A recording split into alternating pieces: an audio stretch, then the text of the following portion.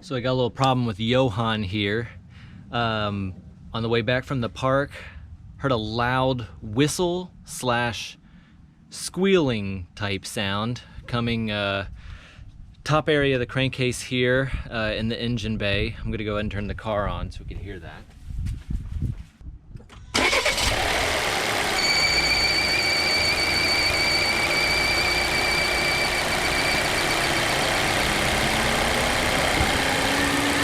So you may have heard that squeal that was coming out from this area right here. And it's gonna start up again a little bit, I think. I can still hear it. So my first thought was that I had a squeaky belt. So I went ahead and hit that with belt conditioner to be sure that that was it, and that wasn't it. That leaves a couple pulley bearings in play, which are down here, but the sound is coming from higher up in the crankcase. And crankcase squeals can often be due to air pressure. See, here it goes, it's getting louder again. So to check that, you pull off the oil cap. And now it went away. And what's happening is, I've got a lot of suction coming on here. And that's what you want. But what's happening is, this is building up. And what we've got is excess vacuum being pulled in through a seal in my crankcase.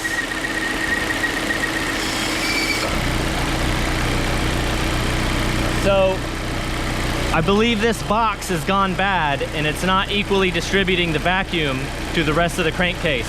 So I'm gonna get a new one of these and see if that fixes the problem.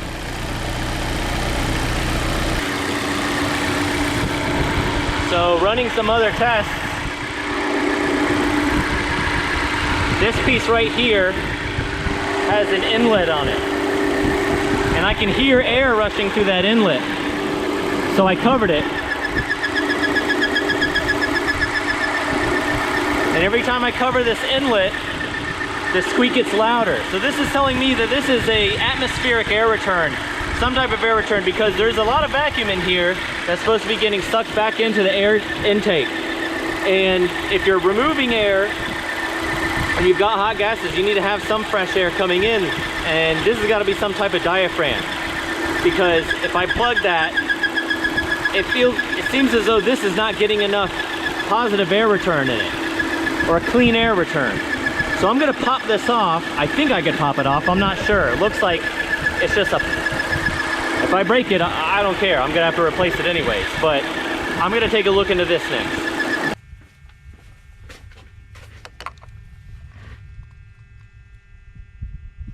Yeah, that's gonna come off.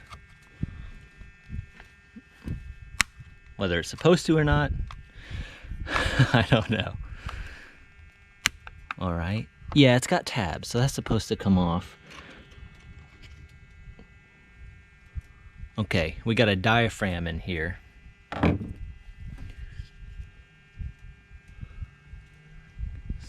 out of the way. Oh, there it is. Bingo.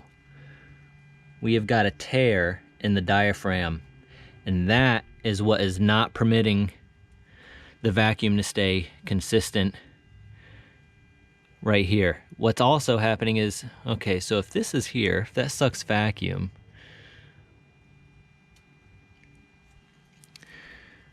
so if this sucks vacuum, it's almost as though it has sucked too much vacuum and it ripped that. Interesting. All right, well, in any case, this diaphragm is not supposed to be ripped, so I'm going to say that this is either a symptom of the problems or the problem. So, yep, I guess get another one of these oil trap breather boxes ordered, and we'll go from there.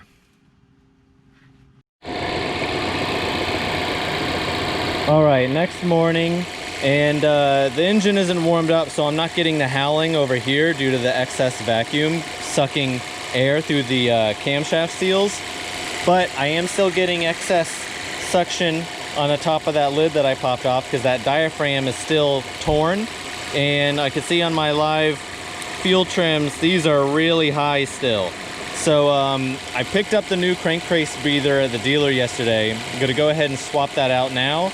And I'm gonna try to force reset the fuel trims by unplugging the battery for about 10 minutes. We'll see how everything works out. So let's go ahead and get this crankcase breather swapped out right now. You got some pine cones over there?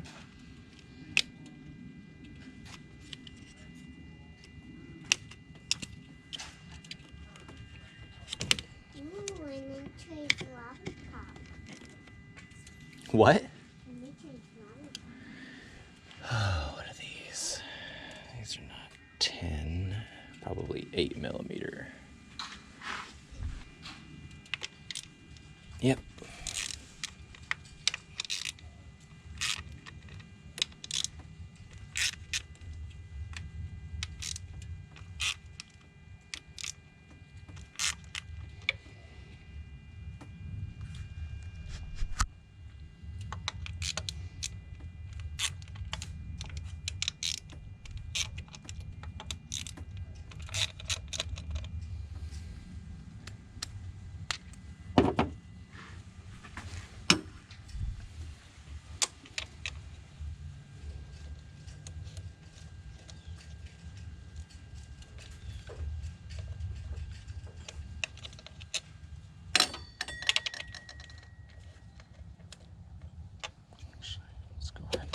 Off first.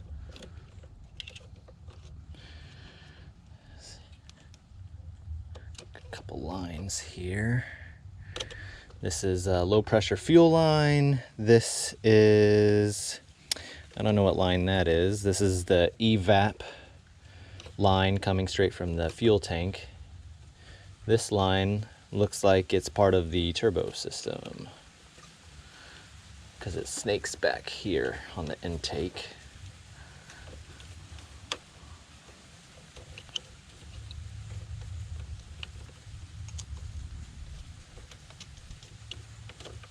There we go.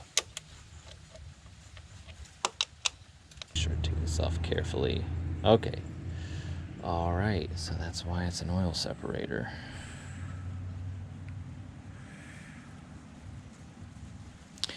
This diaphragm sticking up here, the new one, is not this loose.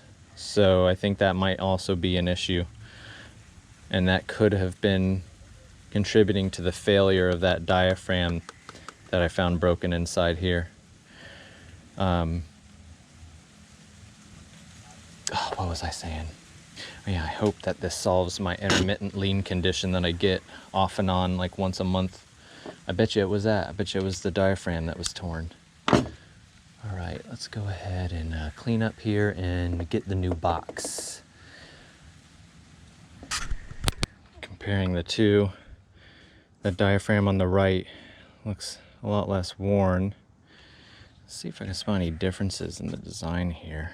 They look pretty similar. They added this baffle underneath the oil filler. I suppose that helps with splash. I'm not seeing anything else too significant.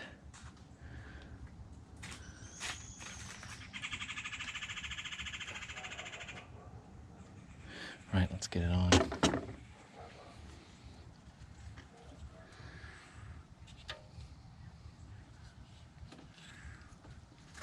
Oh, I am gonna have to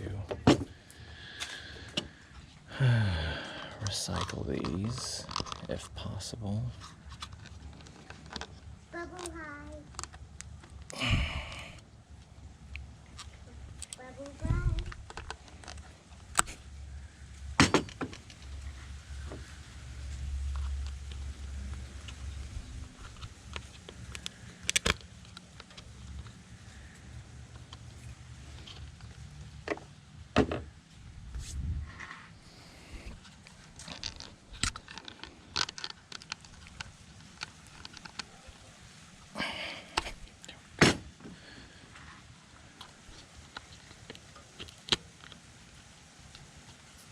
go.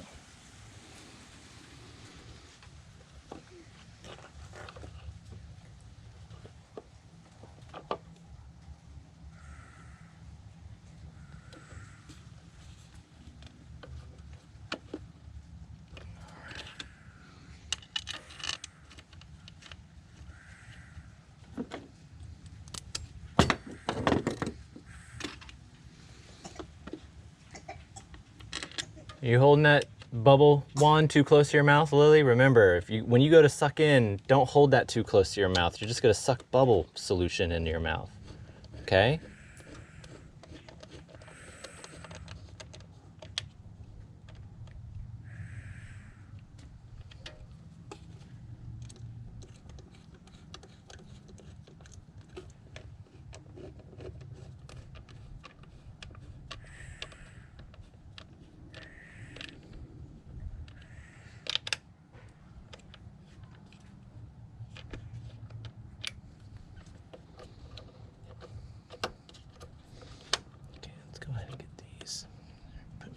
Pressure. There we go. I wonder if I got a Newton reading. 8.6. I don't know if my torque wrench goes down to 8.6. I will check. I was putting bubbles on your guy. Well, it wouldn't be a repair if I didn't drop one bolt. I wonder if I'm going to be able to reach that or if I'm going to have to drop my oil panel. God.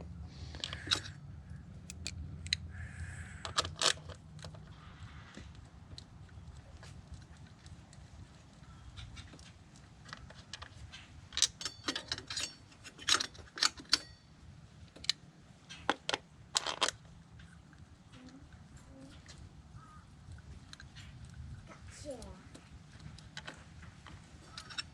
Good catch.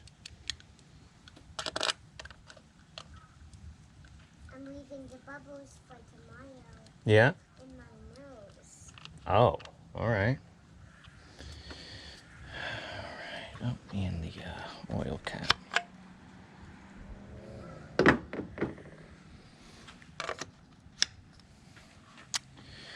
All right, let's see if I could find that bolt.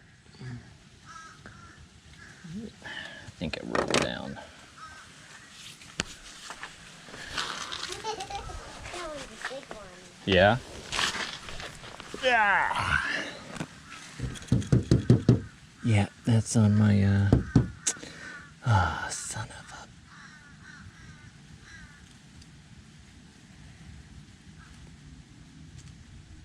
a... All right, well, I guess I'm lifting the car up. All that for a stupid bolt. Always do that. Need it.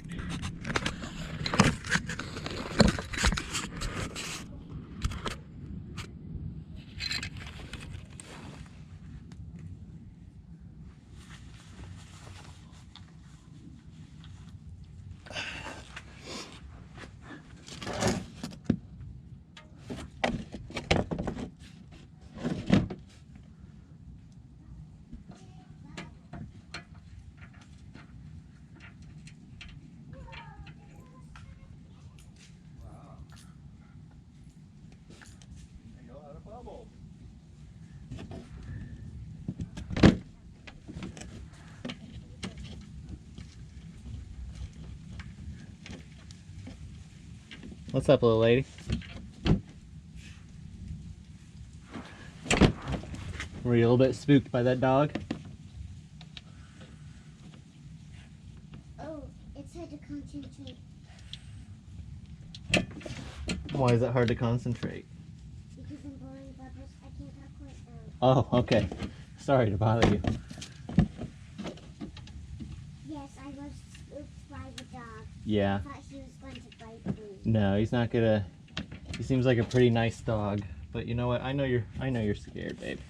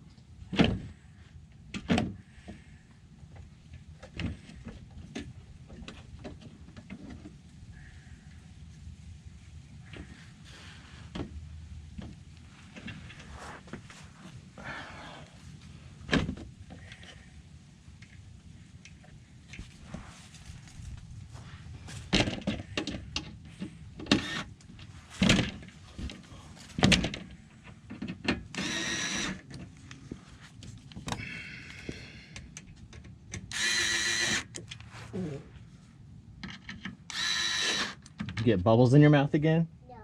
No. No? That was my mouth. Oh. I was doing. All right.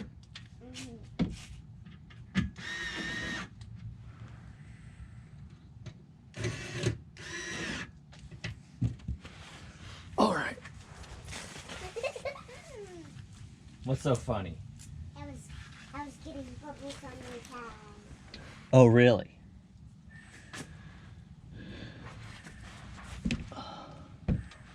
Like some bubble power. Oh, yeah? This will make some bubble power to make it go fast.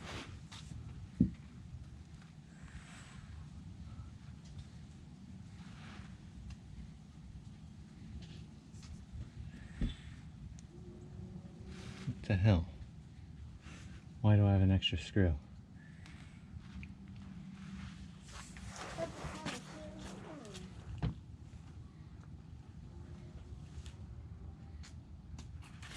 Oh. Why the hell did I take this one out?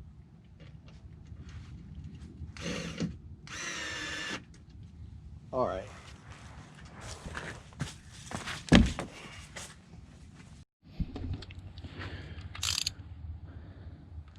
All right.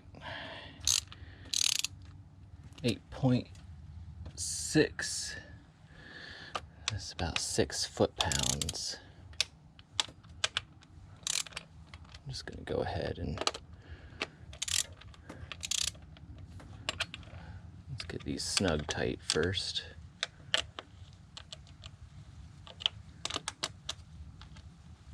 And then what I'll do to apply pressure evenly is maybe crisscross. I'm thinking boom, boom, boom, boom, boom, boom, boom. Boom, boom, boom, boom, boom, boom, boom, boom. Okay.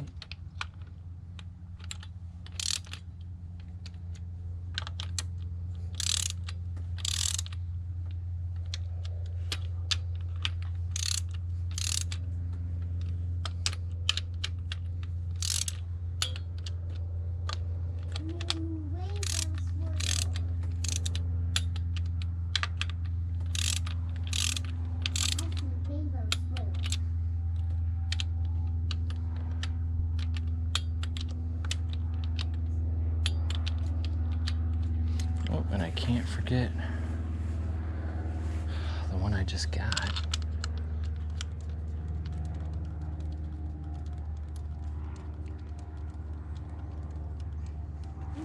I'm sure there is a factory spec pattern to tighten these, to tighten these down in, but I don't feel like booting up the computer and getting the Volvo Diagnostic software running. Yeah, it doesn't need much. 6 foot-pounds is nothing. Just needs to be a. Okay. Feel what that feels like by hand. With less leverage. Okay, that's about what I thought. All right. All right.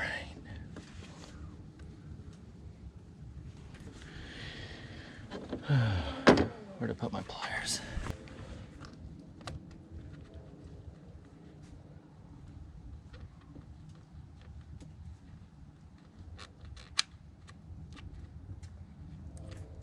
All right. What's that sound? That's a train. You hear that?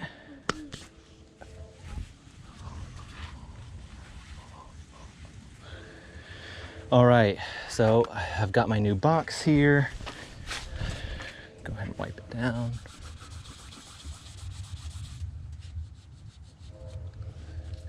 Every time I...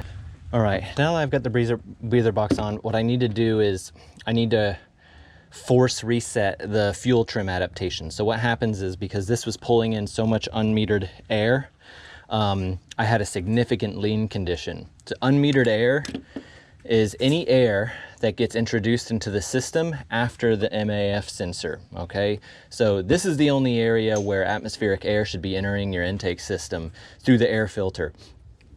The MAF sensor picks up both the flow and speed, temperature, a lot of metrics on that atmospheric air coming in, and then the rest of the system makes adjustments based on what this sensor is telling it. Any air that gets introduced from the atmosphere after this point is considered unmetered, which is the equivalent of a leak, vacuum leak. Because after this point, the system is under vacuum. Everything about the engine, the turbo, it's all sucking in on this pipe. And this, because it was sucking in a lot of unmetered air, I had a huge lean condition. The fuel trims were super rich, and they will slowly go back to normal. But it's under 3 or 4 different specific driving scenarios, like meeting specific speeds, driving for a certain amount of time, the engine getting to a certain amount of temperature, going under various acceleration routines. And I don't have time for that. And I don't want to be running this with the super rich trims that has learned. So I think there's a trick where I can disconnect my negative battery cable and attempt to start the car. And then that attempt to start the car is going to force the computer to pull like no power. It's gonna like wipe the memory for the fuel adaptations. And then I just reconnect the battery and get to go again. So I wanna make sure I have that process locked down before I do it. And then I'll go ahead and start it up and see what happens. All right, it's been 10 minutes. Let's go ahead and reconnect.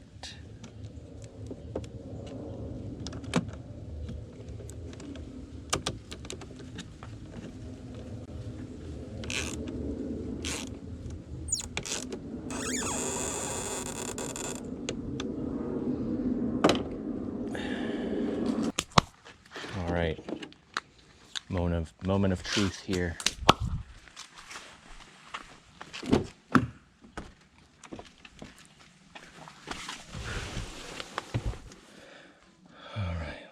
Diagnostic software.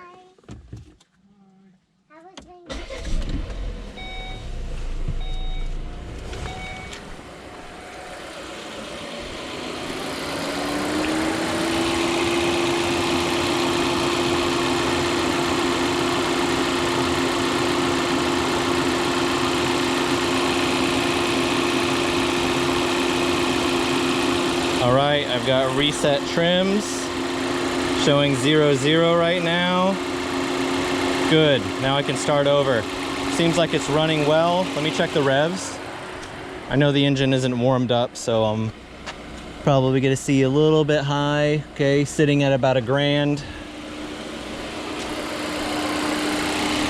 No whistling. I love seeing those trims at 0% though. That means I was able to reset the adaptations.